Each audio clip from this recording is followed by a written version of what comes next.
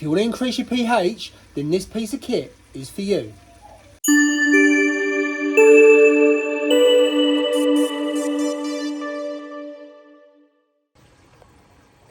This is the Red Sea Reefer 170. I was really struggling with pH on this tank.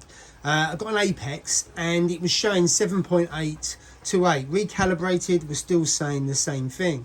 So there's 2 or 3 things I could do. I could dose it with calc, but I'd be using all for reef, nice and simple. And I'd be dosing such a minimum amount of calc for the effort, it wasn't really worth it. I could potentially put in Reef's Elements, which has got a supplement that has additional pH buffer to it. But I actually went for this, a CO2 scrubber.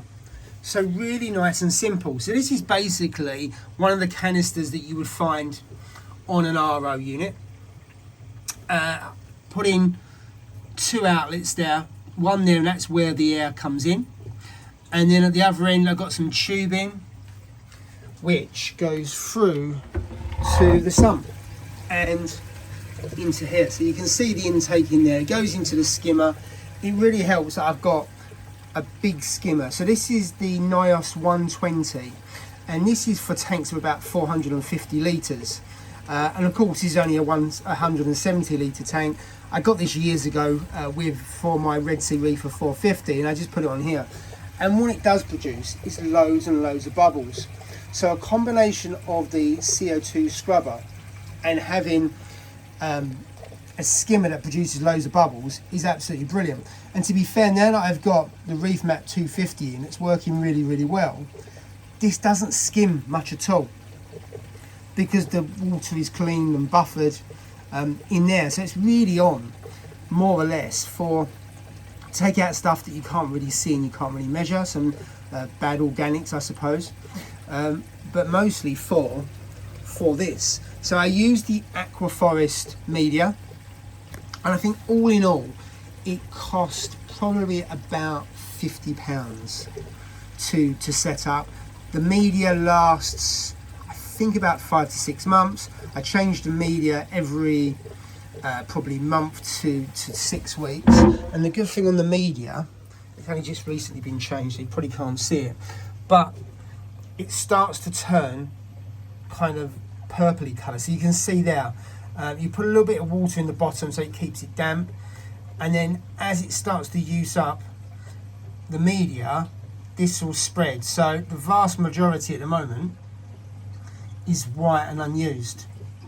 So that part, so visually you can really see when it's running out. Also, if you look on the Apex, when it starts to run out and it's not working effectively, the pH goes back, and I just put a trigger on the Apex and that brings it down. But as a result, my pH now is up at about average of 8.3.